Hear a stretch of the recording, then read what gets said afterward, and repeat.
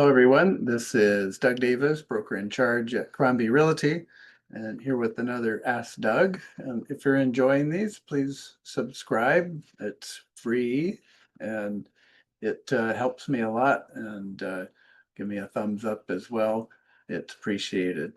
All right, so today I have a somewhat technical topic, but it's very interesting, and it's about accretion. It's about um, land that grows on your property. So this would be especially for oceanfront, beachfront, um, along rivers, that sort of thing. So the simplest, though, would just be if you have a sandy oceanfront lot and it grows. And I know there's an awful lot of beaches where it's going away, but there's also many beaches where it's growing and growing and growing. And how far out does that ownership go, or does it not? So we'll find out right now.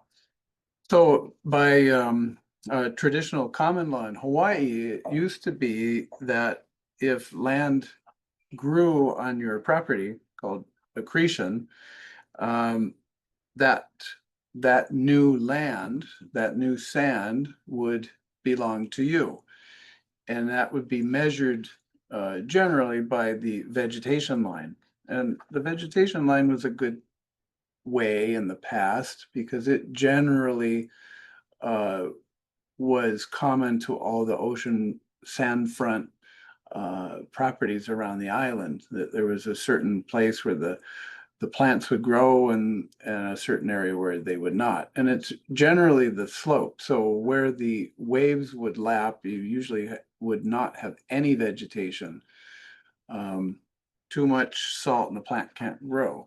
But where the ocean waves, even at highest tide, wouldn't touch, then that's generally the line where the plants would start to grow. So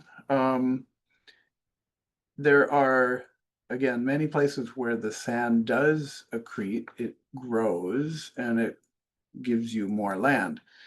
However, Act 73 in the year 2003, the state took that away. So the state now claims that any ocean front that has grown belongs to the beach and not you. And that um, is kind of unfortunate because that generally would grow and that your ocean front would be your ocean front. So now the state could even ask for your plants to be removed or severely cut back so that the beach is now thinking in the past way of thinking would be, well, now the beach is encroaching into your front lawn. Well, that's how it works.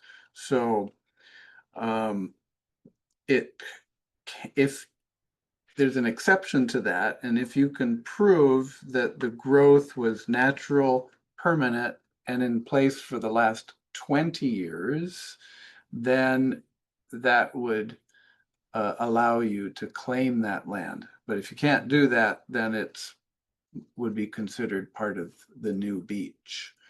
So, and then if you do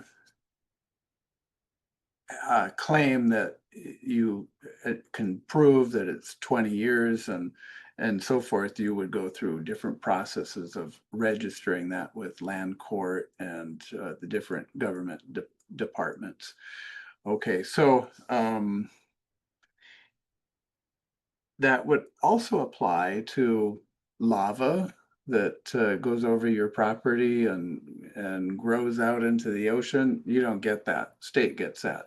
So pretty much they've claimed everything that's new that grows out becomes part of the state and can't be yours. So your cliffside lot, if you're on a neighbor island like the Big Island and your oceanfront parcel gets new land, that you're no longer oceanfront. You're now that wouldn't be beach, that would be just cliff cliffside property belonging to the state in between you and the ocean at that point.